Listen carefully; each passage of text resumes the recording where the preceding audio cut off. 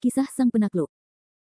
Sebelum lanjut, bagi yang belum subscribe Cafe Novel, silahkan subscribe dan aktifkan lonceng notifikasi supaya tidak ketinggalan update terbaru dari kami. Jangan lupa juga tinggalkan like, komen dan share video ke medsos yang sahabat punya. Oke lanjut. Bab tahun 1271 sampai tahun 1273. Setelah prajurit timur memasuki alam bawaan, itu setara dengan melewati ambang batas besar, yang merupakan malapetaka besar hidup dan mati. Saat ini, meskipun Elang melompat dari alam Niuhu ke alam puncak renyuan, ini adalah puncak renyuan. Bahkan jika dia tidak dapat mengendalikan kekuatan alam puncak renyuan dengan sempurna, alam itu bagaimanapun juga adalah alam, dan tidak dapat menoleransi penipuan apapun.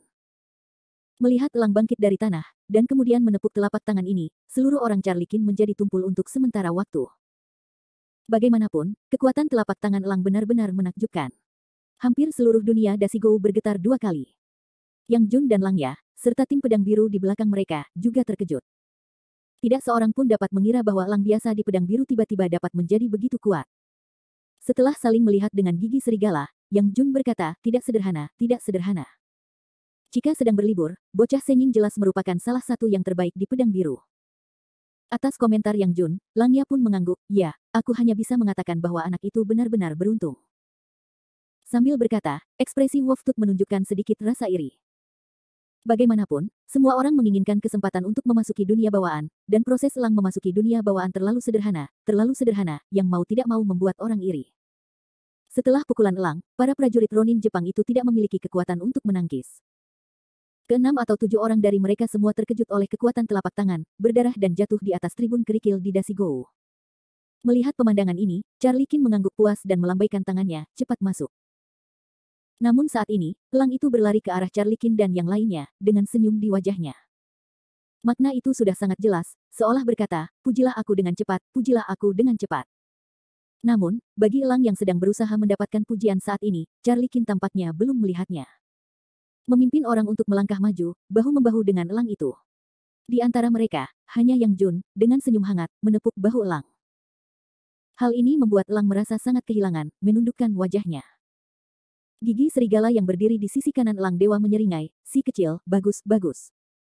Sayang sekali kamu belum dapat menghubungkan wilayah dan kekuatanmu.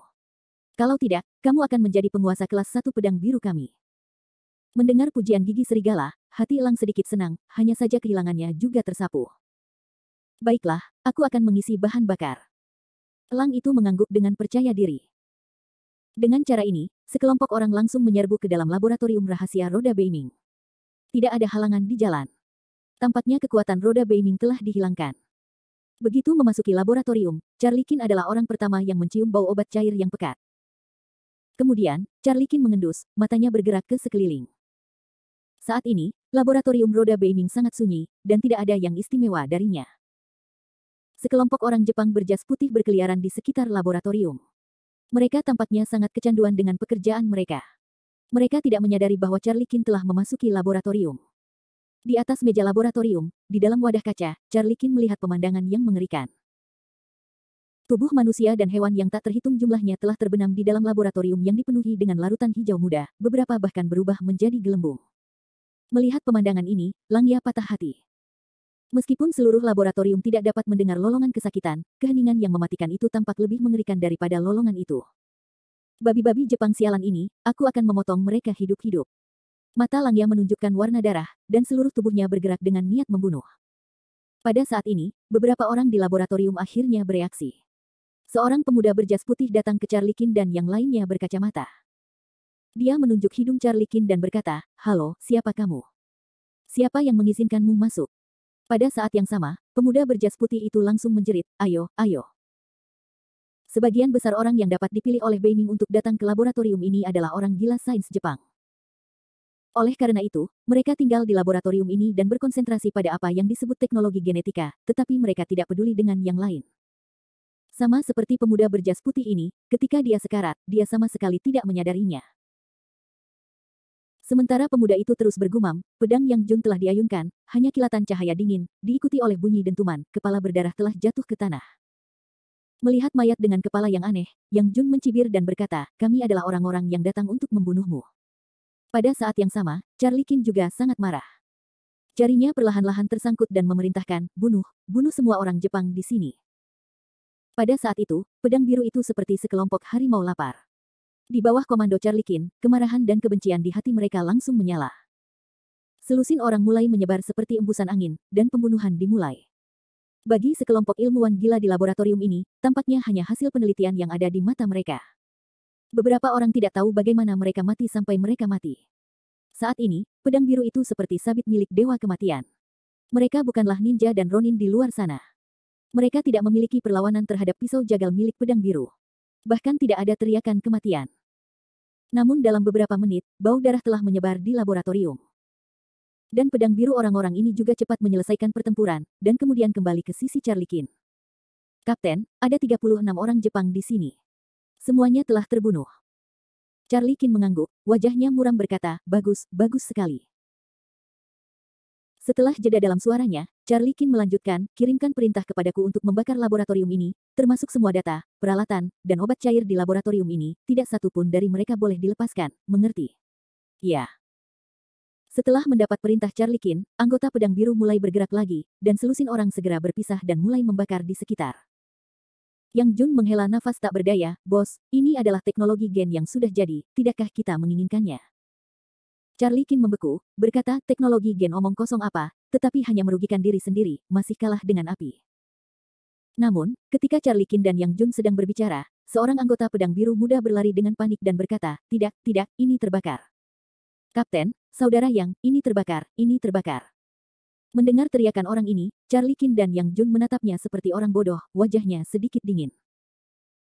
Bab 1272. Kebakaran telah membakar laboratorium Beiming Well, yang awalnya merupakan perintah Charlie Qin. Awalnya, Charlie Qin ingin membawa apa yang disebut teknologi genetika kembali ke markas besar pedang biru, ibu kota kaisar, untuk penelitian dan penelitian. Namun, setelah melihat pemandangan tragis di laboratorium, Charlie Qin segera mengubah niatnya. Seperti yang dikatakan Charlie Qin, teknologi menyakiti orang lain dan menyakiti diri sendiri lebih baik daripada membakar api. Namun, pada saat yang sama ketika Charlie Qin memerintahkan api untuk dinyalakan, seorang anggota muda pedang biru berlari mendekat sambil terengah-engah dan memberitahu Yang Jun dan Charlie Qin bahwa api telah menyala, yang membuat Charlie Qin dan Yang Jun tidak bisa berkata-kata. Yang Jun tersenyum tanpa alasan, dan berkata kepada pemain pedang biru muda itu, Kuan Hu, aku benar-benar meragukan apakah kamu cerdas secara mental sekarang. Apakah kamu tidak mendengar perintah Kapten tadi? Kapten baru saja mengatakan bahwa membakar laboratorium ini pasti akan terbakar. Jika tidak, akan ada hantu. Mendengar Yang Jun berkata demikian, Wolf Fang juga tersenyum jahat. Pemuda bernama Kuan Hu itu menggelengkan kepalanya dan tergagap, tidak, tidak, saudara Yang. Bukan di dalam. Melainkan di luar laboratorium. Melainkan di luar. Sangat ganas. Di luar. Pada saat yang sama, Xiu Chuan mengira mereka berdua adalah anak muda, tetapi mereka berdua adalah anak muda. Hampir pada saat yang sama, Charlie Qin dan Yang Jun berteriak dan berkata, tidak, kita terjebak.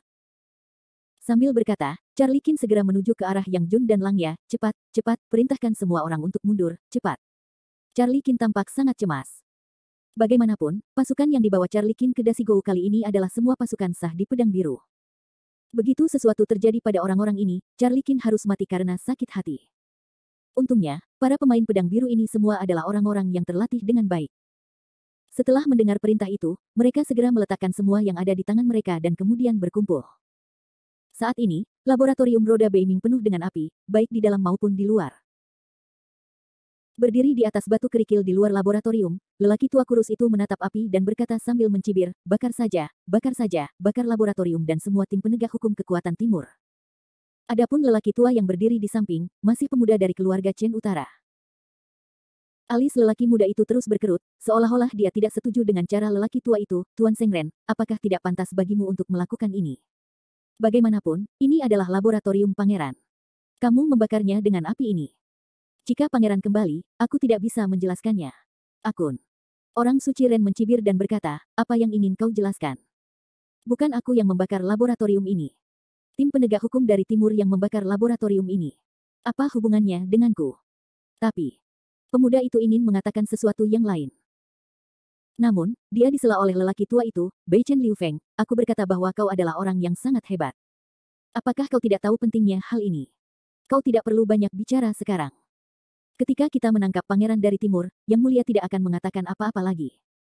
Bagaimanapun, kepentingan langsung akan lebih besar daripada teknologi gen yang tidak diketahui. Selain itu, Yang Mulia masih harus bergantung pada ninja dan prajurit Ronin sepertiku, jadi masalah ini paling-paling hanya pernyataan yang meremehkan. Tidak akan ada tindak lanjut lagi.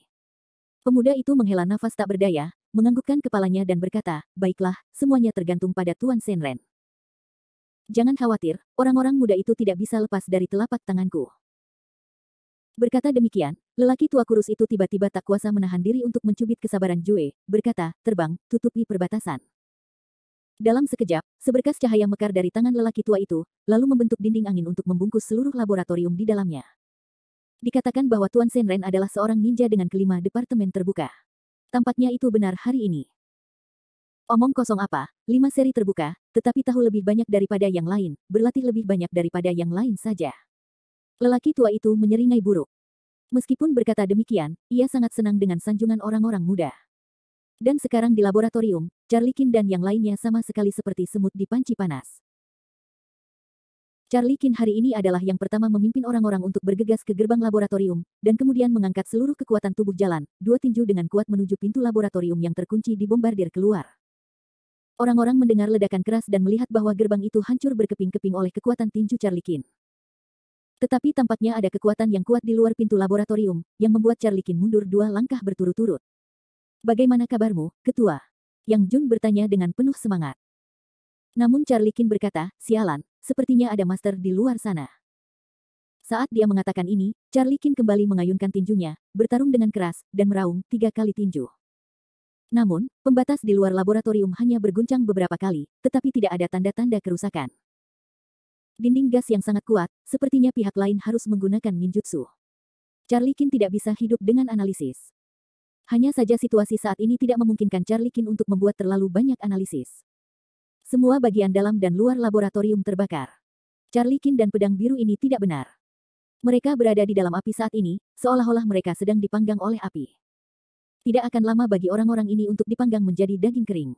Biarkan aku datang. Yang Jun berkata dengan tergesa-gesa. Yang Jun memegang pedang panjang ke depan, mengayunkan pedang ke arah gerbang untuk menebas. Sebuah pedang melintas, dan seluruh laboratorium runtuh. Yang Jun, seperti Charlie Qin, mundur 2 langkah dan berkata dengan terkejut, orang yang sangat kuat. Namun, sementara Yang Jun menerobos batas, orang-orang Sengren di luar gerbang juga mundur 2 langkah berturut-turut.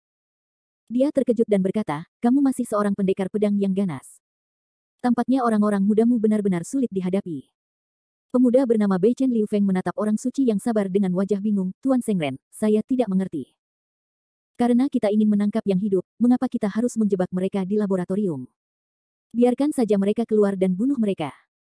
Tetapi lelaki tua itu tersenyum pahit, anak Liu Feng, orang-orang ini semua adalah tim penegak hukum yang kuat di timur. Prestasi mereka tidak lemah, dan ada 2 orang ahli di antara mereka. Tidak mudah untuk mengalahkan mereka. Saya tidak bisa menahannya. Saya harap kita bisa melukai mereka beberapa kali dengan api, sehingga kita bisa memiliki kesempatan untuk menang.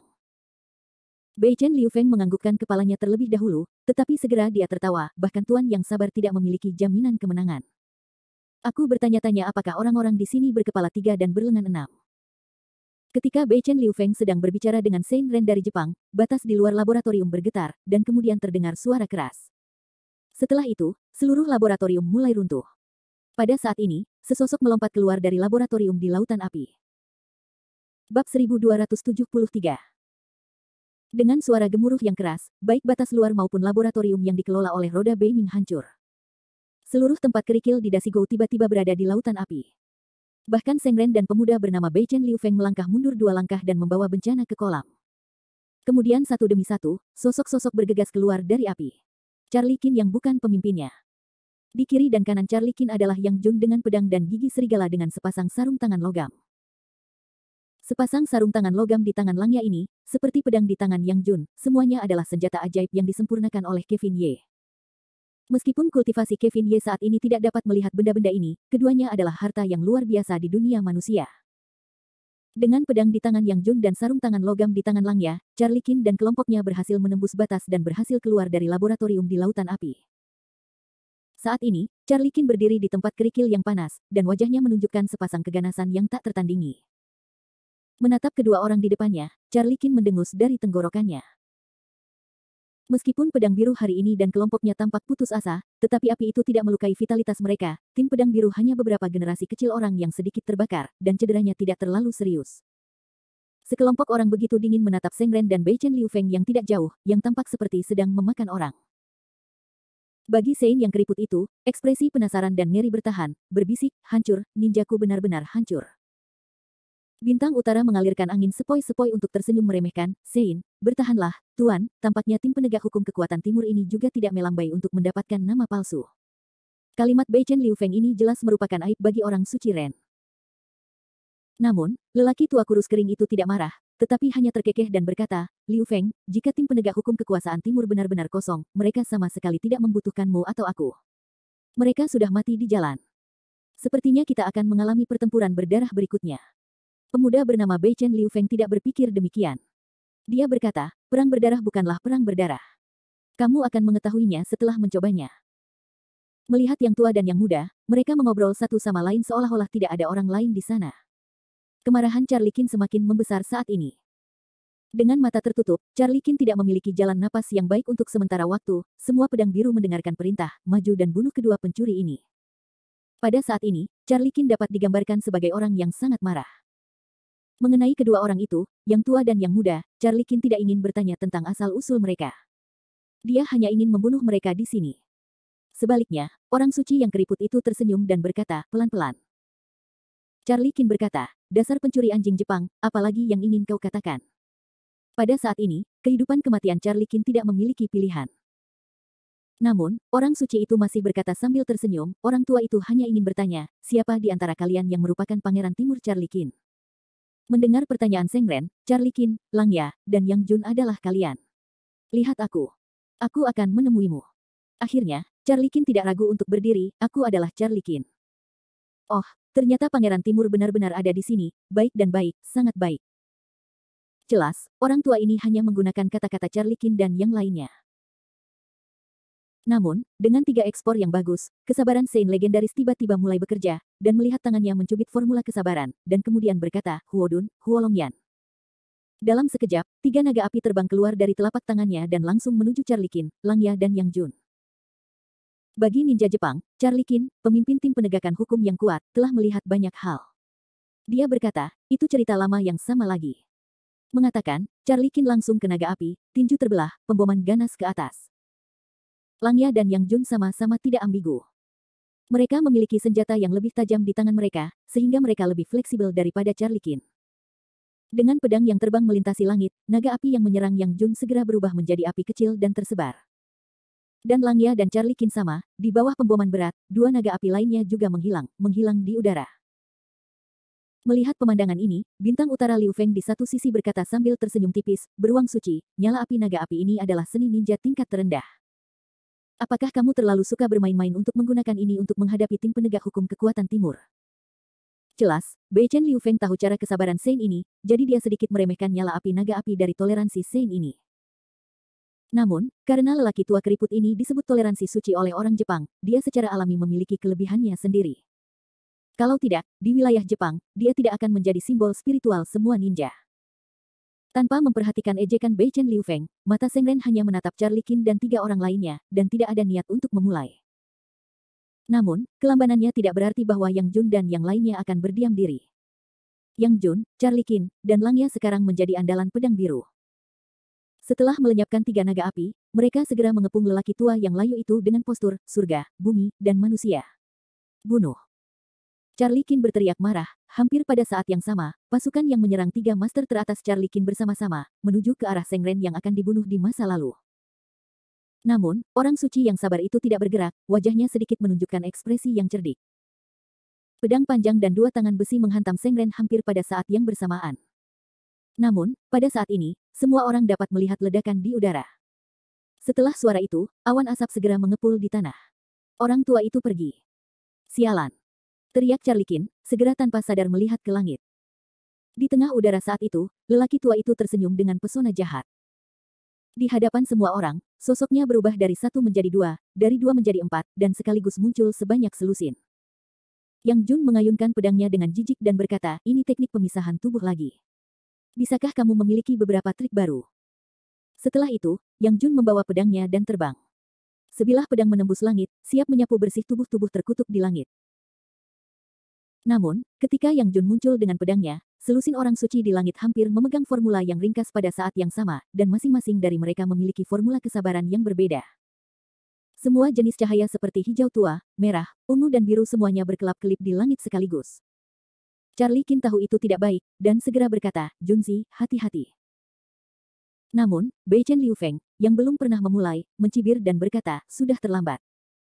Ini bukan subtubuh biasa, tetapi subtubuh bayangan tak terbatas. Setiap subtubuh memiliki kekuatan yang sama dengan Noumenon. Selamat tinggal, pemuda dari tim penegak hukum kekuatan timur.